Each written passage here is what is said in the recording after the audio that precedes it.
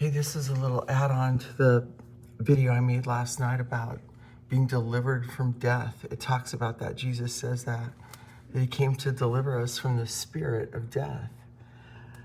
So there's a scripture that says those that live for pleasure are dead while they live. And those dead people don't understand the ministry of death they have to other people. So in my dream last night, I was with some friends and we were stuck in some tropical place under a huge tent with a lot of people. And there was a microphone there, so we just started singing.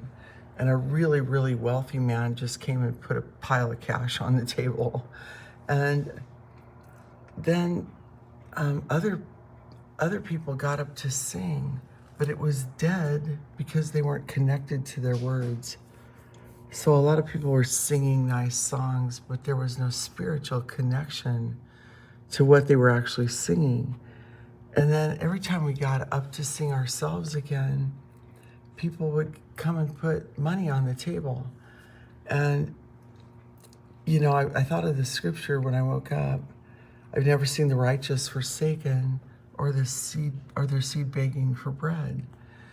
And I was talking about in my last video how when we live in a realm of death, when we're hiders, when we're liars, when we don't connect in spirit and truth, when we're cunning and crafty in relationships, deceitful, it talks about that in Ephesians 4, to put away cunningness and craftiness, speak the truth in love because we're members one of another, and how so many people have had dead marriages. I mean, just about everybody I know had parents that had dead, user-friendly parents that were married, but there was no spirit of marriage, and the parents weren't truthful, honest, and sincere.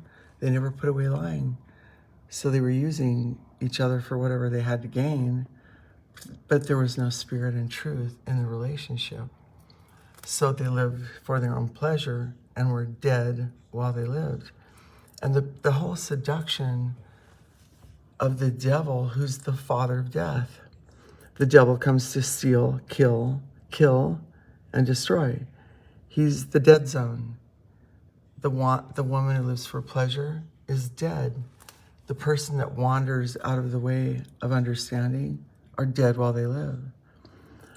There's so many scriptures that talk about spiritual death, and it's likened unto being a puppet on the strings of the father of death. And what do all those people have in common? They hide and they lie and they pretend about the world they're living in for pleasure that's causing them to be dead. They consent with the thief, the devil who comes to steal, kill, and destroy. They consent with the thief. They know who he is. They know what their pleasure seeking is. It's making them dead spiritually. They just won't talk about it. Anyway, I wanted to share the dream.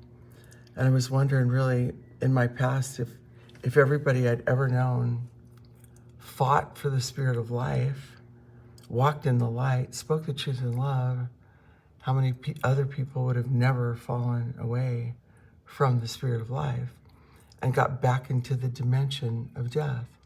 And again, that was what my video was about last night, the great seduction, because even when you get out of the spirit of death yourself, people that are dead are being used by Satan himself, the father of death, to seduce you back into a dimension of death yourself. Anyway, give us this day our daily bread. Our Father in heaven, deliver us from evil. Deliver us from the dead zone where people are unforgiving, quiet, silent, hateful, deceitful, hidden, living for pleasure, never connectable because they lie and hide. Those people are on a mission to make you dead, and they don't even know they're on the mission.